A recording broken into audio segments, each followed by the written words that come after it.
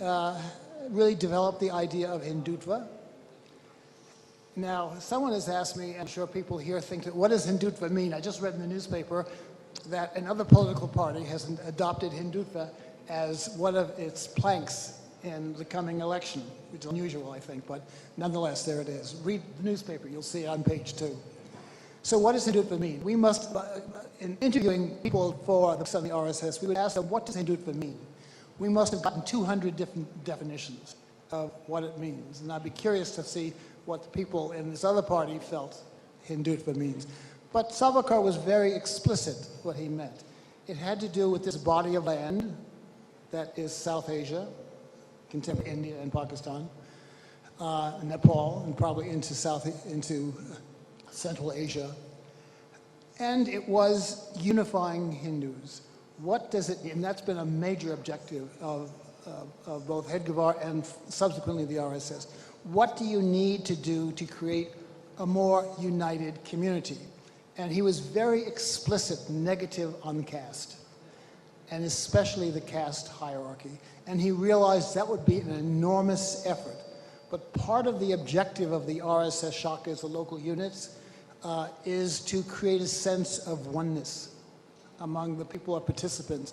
They have camps, and at these camps, and I noted in my book about how they organize camps, they even drop caste names. You may not even know what a caste person is. On one day at these camps, a person may be serving food, and you know the significance of that to someone else. And on the other day, they may be polishing shoes. So the idea was that you mix responsibilities, that there is no hierarchy of work. Work is work. Work is admirable, whatever it is. And you don't have to have sort of a hierarchy of some work is good and some work is bad, or some work is polluting. They really felt that idea of pollution was something that should be ignored. I think when you think of the RSS, keep that in mind, because that's been central in its thinking of what it needs to do. And Hedgewar really set the groundwork. Something, though, that he also set the groundwork for, which was equally important, was he established the training system of full-time workers, the pracharaks. And that was a brilliant stroke. When the Rudolphs talked to me about what impressed them about the RSS, it was their workers, the full-time workers. They tend to be educated young men who spend a couple of years in training, and then they become something called Vistaraks, people who are kind of like interns, and then it's judged and whether they have the capability to work full-time. One of the capabilities, can they do like this? Can they get up with a microphone, give you 2 minutes and say something? So you've got to be able to interact with your audiences. And they trained them in doing that sort of thing, and they still do. And my impression, the pracharaks I've met are very capable. You saw one last night, Ram Madhav, a very impressive person who they have sort of given responsibilities for. And I've long had admiration, but you get a sense through him what the pracharaks were. Modi, the Prime Minister of India, was a pracharak, where in the work that he did, he very much impressed the people who were around him in politics, the BJP. And they brought him first as the Chief Minister to Gujarat, and then eventually the Prime Minister of India. People tell me that if you listen to the Prime Minister, he speaks in ways that are fascinating, interesting, and he directs attention to the audience. Did all of you watch the landing of the moon? Did you notice the Prime Minister was on? He not once praised himself. He praised the group that were there who did it. Now, of course, he was pleased as punch that this had happened when he was in Johannesburg. But, you know, he had that ability. He has that ability to speak on the cuff quickly and in ways that are inspiring. But the hotel I was staying at when the event happened, I heard, and I was home at the time, at the hotel, I heard people getting out and cheering. They were cheering. Obviously something, and I thought, oh, of course what it is. You know, the spacecrafts have landed on the south pole of the moon. And of course this gives extra prestige to him in Johannesburg and to India as a country. And I think this will inspire many young people, men and women, to go into this field, which I think is what he had in mind in his public comments about all this. Well, Hedgewar, in the late 30s, realized the world was headed in a time of trouble. And he selected a very unusual person to succeed him. And there was some controversy, including from Dattatreya Deoras, who actually left the RSS because he felt that Golwalkar, MS Golwalkar, the successor, can you hear me? You have to hold it like that. I have to hold it close. Okay. Is this okay? Okay? This way. This way? Yeah. Can anybody hear me? Okay, I'm not going to repeat everything I just said. I understand if you want to listen to it, you can see TV tonight. There'll be a program of this. Anyway, the idea was that at the time of troubles were coming, you needed someone who was steady. And so MS Golwalkar was selected. MS Golwalkar was very different. He was personally religious, whereas Hedgewar was not. And Golwalkar was agnostic, if not an atheist. This will probably come up in the panel that you have. He was not, in this conventional sense of the term, he was not religious.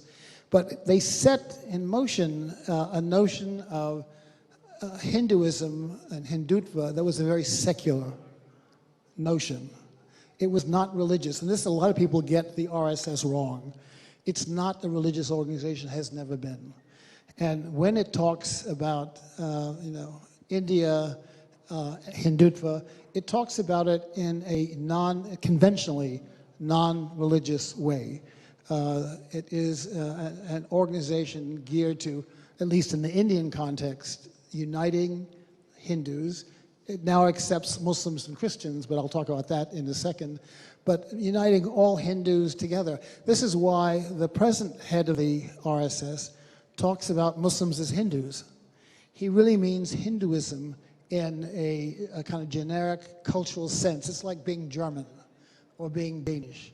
There is a history of ideas associated in an area of land which has been associated with that, and that's really what he is referring to when he says Muslims and Christians are Hindu. But he means by that culturally. He doesn't mean by that a conventional religious terminology of what's meant. So he chose Golwalkar. Golwalkar was a religious man, but he was also a fantastic organizer. And he realized that the RSS would need somebody in these time of troubles to help organize the group. And I had a sense of that myself. As I mentioned, the Rudolphs, and some of you in the audience may know about the RSS. Eknath Radhe, the name, he was head of the RSS in this area when I was at Delhi University. And I would go over to meet him every month or so, and we'd talk about philosophy, something we both had an interest in. One day he said to me, "Would you like to meet Golwalkar?" Of course, I would like to meet Golwalkar. I'll arrange it. And sure enough, someone from the university who was an RSS member came to me one day and said, on this day, at this hour, someone's going to come pick you up, take you to Delhi train station, put you on the train, and send you to Mumbai. I did that. It was at 6 o'clock in the morning. I distinctly remember. I had to be ready at 5 as I waited for this person to come at 6 to take me to the train station to get on the train. At Mumbai, a person who later worked closely with me, Sridhar Damle, went with me to Nagpur. And we stayed and we met, and then we were taken to the home of the labor leader of the RSS affiliate. And then we went to see Golwalkar, who was, as I must say, very gracious. I had heard Golwalkar could be very curt and direct. And in a sense he was, but I had come from an academic background. I was accustomed to academics who were both curt and frank, and he was both. I'll never forget one of my meetings, I quoted something incorrectly to him. He stopped for a minute, looked at a colleague, he said, "Is that right?" What he just said. And he said, "Get me the book." And then he quoted from the book, which was not right, when I had missed a key point.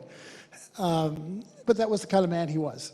He was frank, and he was concerned about the organization. I had breakfast and lunch with him every day in the time we were there. During that time, he didn't waste his time. What's this? He would eat quickly and then use the time to confer about the organization. Who is there? Is that person doing well? I could see why Hedgewar chose him.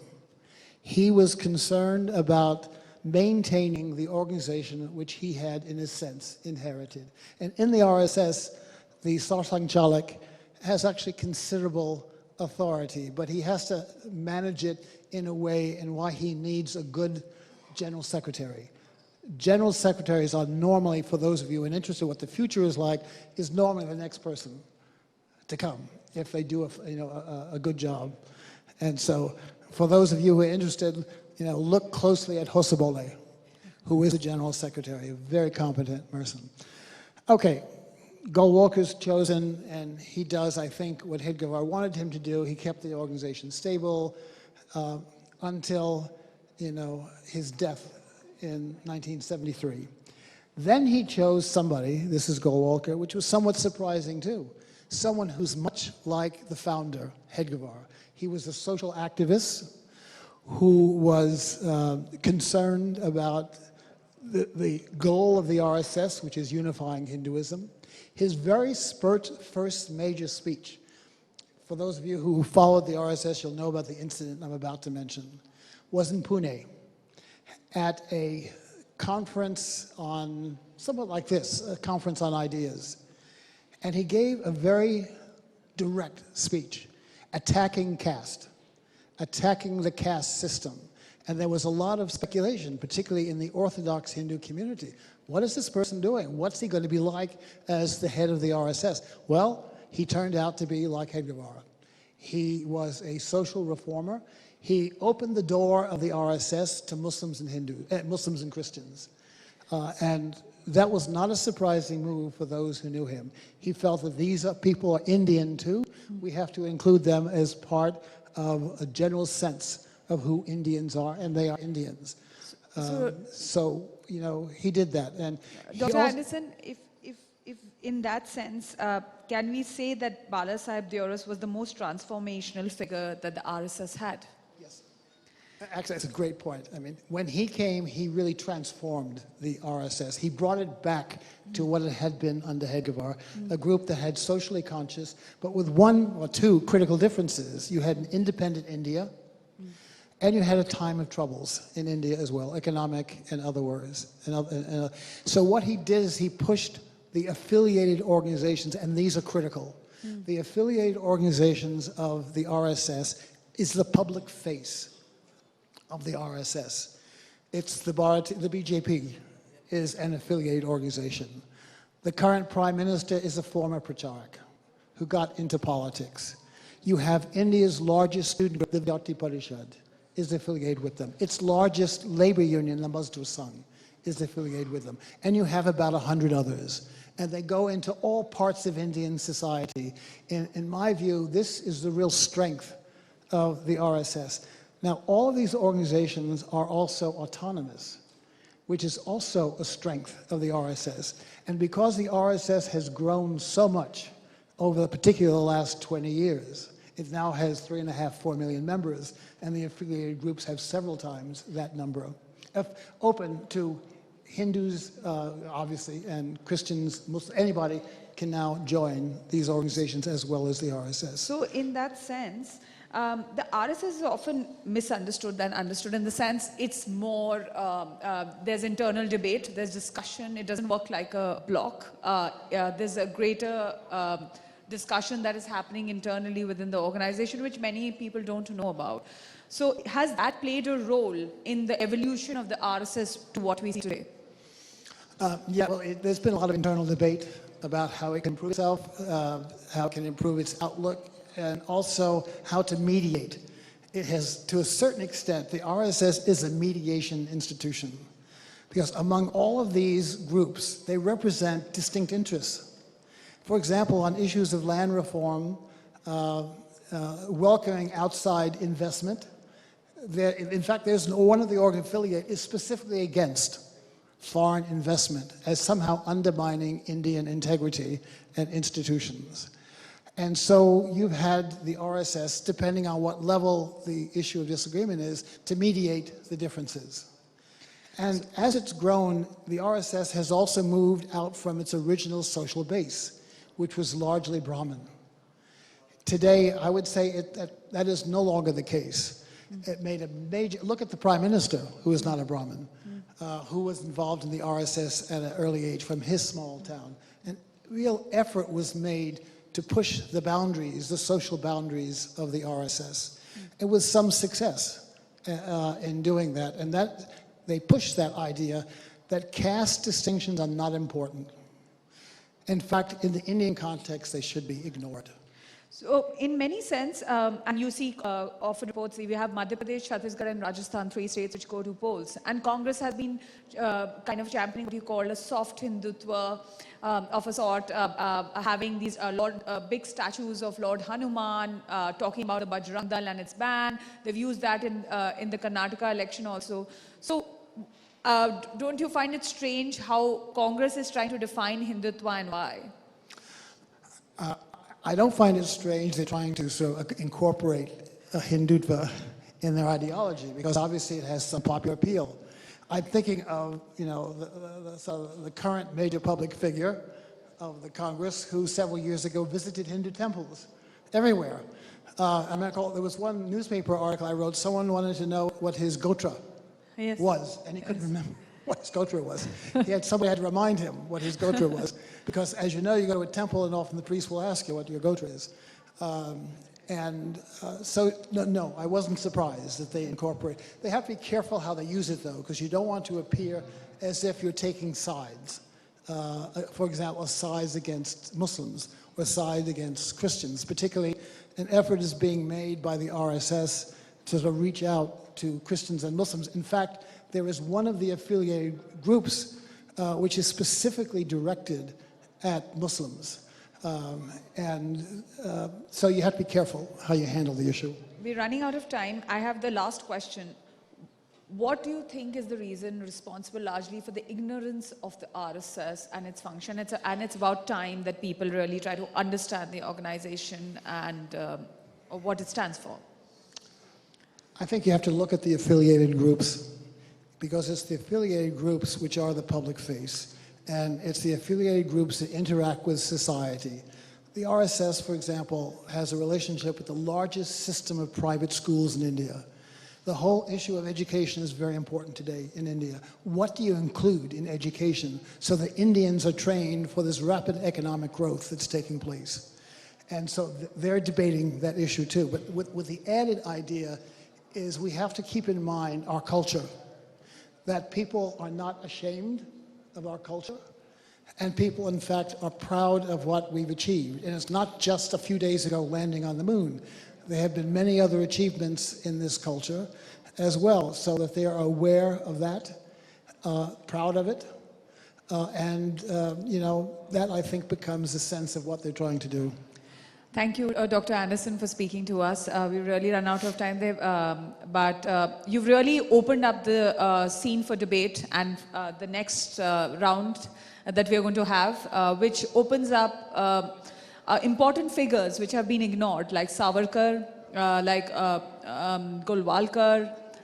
We've not been understanding the role of the RSS and many other affiliates of it. So I think you've shed a light and left much room for debate in the forthcoming sessions. Thank you. Thank you, Lois. By the way, stay for the following. You have the man who is the expert on Savarkar who is about to speak. No one else is as well informed as he is. Thank you. Well, thank you so much, Dr. Pandit, for